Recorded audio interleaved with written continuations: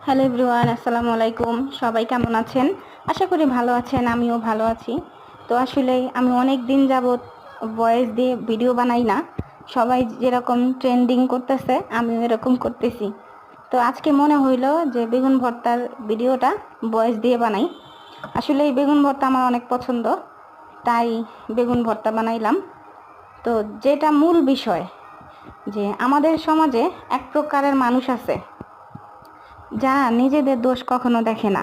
মানুষের দোষ না থাকলেও মানুষের গায়ে পায়ে পাড়া দিয়া মানুষের সাথে ঝগড়া করতে চায়।